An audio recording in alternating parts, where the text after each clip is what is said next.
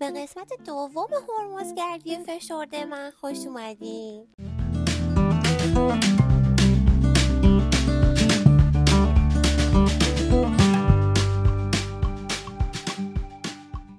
تو ولاگ قبلی رفتم غار رنگین کمون و ساحل سرخ رو دیدم که اگه ندیدی برو ویدیو قبلی ببین. و توی این ولاگم اومدم که دره مجسمه ها رو ببینم.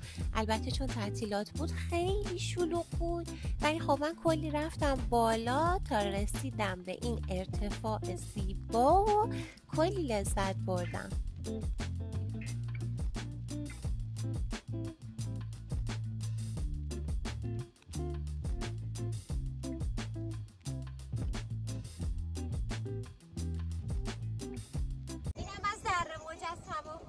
واقعا خیلی خوشگله. اصلا من موندم هنگوورم مثل بز کوهی اومدم بالا اینجا. ارتفاع رو نگاه کن، خیلی خفنه، خیلی خوشگله. واقعا حتی 1/10 زیباییش رو هم نتونستم تو دوربین براتون بگیرم. خیلی زیبا بود، خیلی جاتون سبز. بعد از دره مجسمه ها رفتم مقصد بعدی که بهش میگفتن دره رنگین کمون. Beautiful.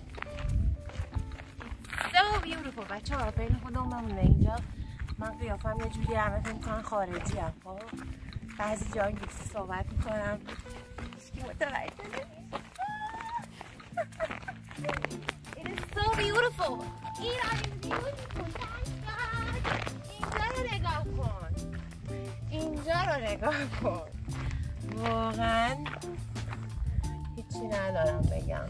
نمکه یه سنگ بلوری طوره. بی خوشگه.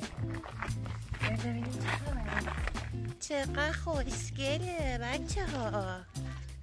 ببینید فقط واقعا هرمز یه جزیره جادوییه. توش پر از عجایبه. چقدر ایرانمون زیباه. خدا رو شکر، خدا رو شکر. فقط کاشکی فرهنگ سازی بشه، مردم یاد بگیرن خوب باشن با طبیعت، مهربون باشن، دست نزنن، دخالت نکنن، خرابکاری نکنن. دلم پره ها، دلم پره.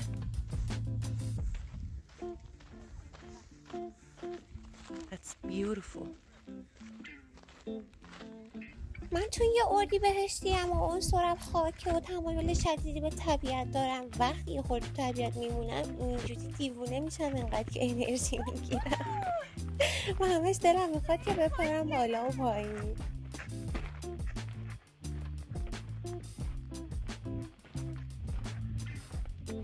دیگه اثرات ذوق زدگی زیاده، به بزرگی خودتون ببخشید. عسله عسل.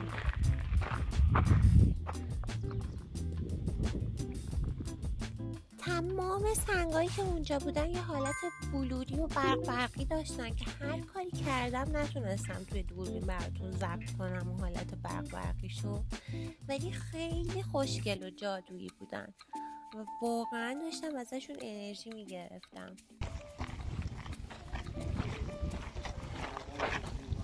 این هم ببینید خیلی خوشگله.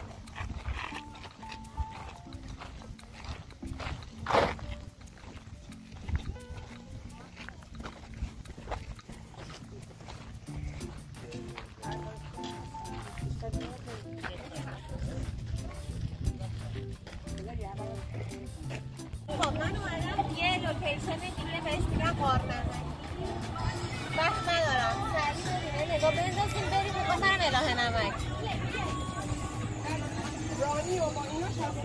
اینم ورودی غار نمکی که خیلی شلوغ بود، خیلی باید یه وقتی که خلوت تره بیام دوباره هرمز رو بچرخم، اونجوری خیلی بهم نچسبید. بچه ها من تو غارم. فلش هم روشن کم چون اصلا نور نداره. خب اینجا رو یه ذره بیام سینه خیز براتون برم. اینجا دیگه سینه خیزه. قضیه اوکی. خوب بود. خوب بود داخل؟ آره. این تیکه دیگه رو زانو بدید. اینم از دیوارای پوشیده از نمک خیلی خوشگل قارنمکی هرمز.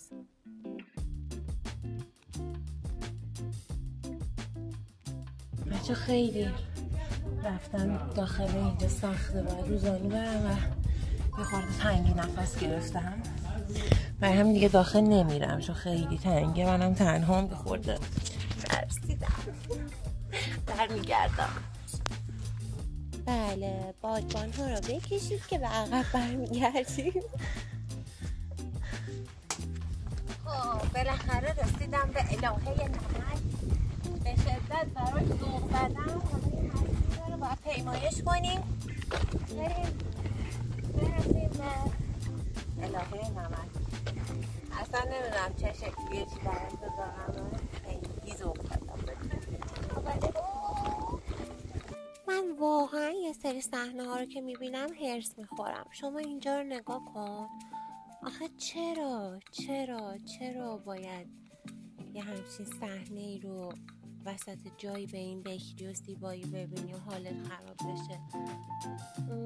گله‌ای به مردم نمی کنم اصلا، ولی بالاخره مسئولین اونجا که این همه دارن از نظر توریستی جذب سرمایه و درآمد دارن، به نظر شما نباید یه فکری برای این زباله‌ها بکنن؟ نباید یه خدماتی ارائه بدن؟ نمیدونم کجای کار میلنگه.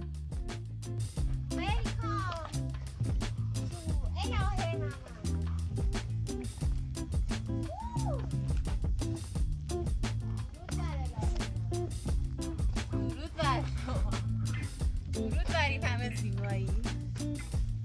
بود واقعا بسیار زیباست.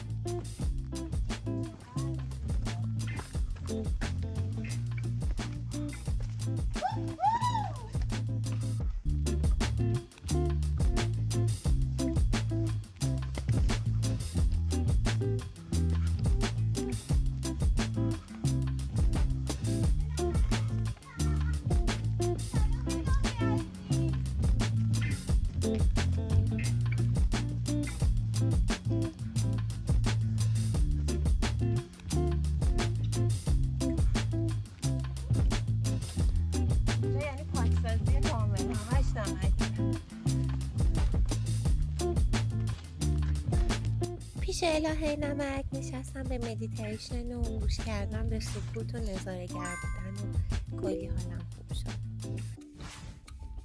اینم از آخرین غروب من در جزیره هرمز، نوک کوها. یه ذره چون آخرین غروب دلم گرفت، انقدر که اینجا قشنگه. پشت هم دریاست. شکر خدا. خیلی به هم خوش گذاشت. چقدر زیبا. به به.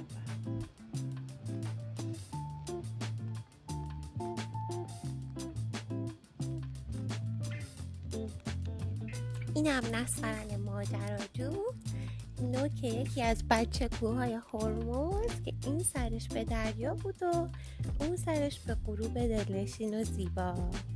خیلی خیلی ازتون ممنونم که با من همراهین همیشه و حمایتم میکنین.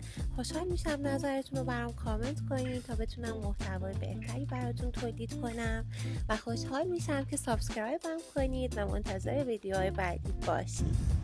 دوستتون دارم، به خدا میسپارمتون. عشق و نور تو زندگیتون باشه. تا ولاگ بعدی، خداحافظ.